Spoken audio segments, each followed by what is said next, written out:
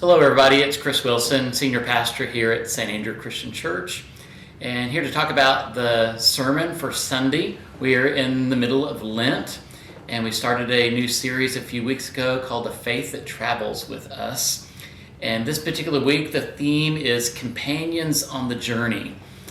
And one of the things about a Lenten season, it's often a reflective exercise, and more often than not, people take on a personal Lenten journey.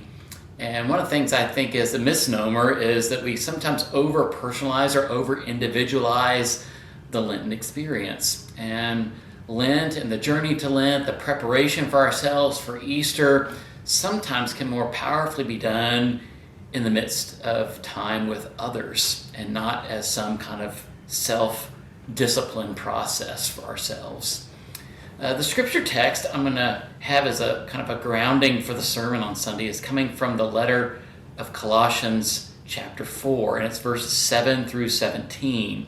Now, the interesting thing about this portion of Colossians, the very last verse of Colossians is chapter 4, verse 18. So this is the very end of the letter. And in this particular letter, with most letters that we find in the New Testament, there's kind of an order to the letters. And the very last part of the letter is final instructions. And one of the things that surfaces at the end of Colossians, which I think is fascinating, is how many people are mentioned at the end of this letter. I mean, from verse 7 to 17, there are numerous individuals mentioned. Greetings from this person. Say hello to this person. Don't forget about this person. There's all these people mentioned.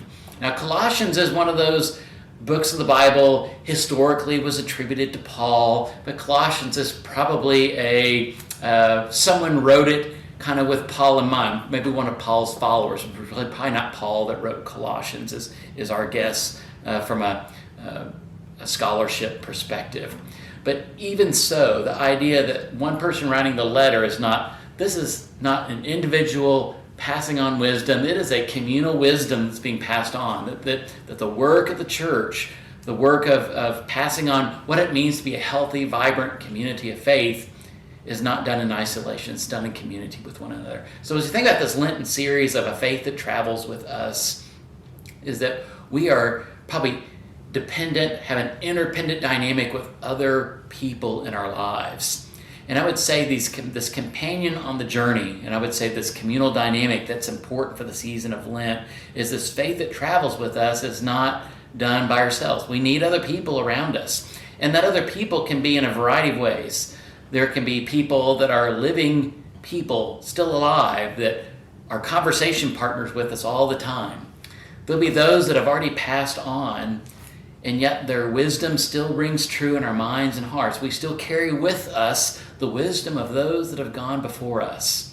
And then we have the wisdom of all different ages, the wisdom of little children to seasoned adult, all through the generations. There are different people teach us different things. Some of the companions on the journey are people close to us, and some of the companions on the journey are people we've barely met and had just brush moments with, just slight encounters with. You never know when another person's influence will be a significant turning point in your own faith journey. So this entire sermon this coming week is about people and the influence that people have on us, the influence we have on others, and how significant that is to our Lenten journey, but most importantly to our own development of faith and what we believe and how we live out our beliefs in the world. So I hope you'll come and join us.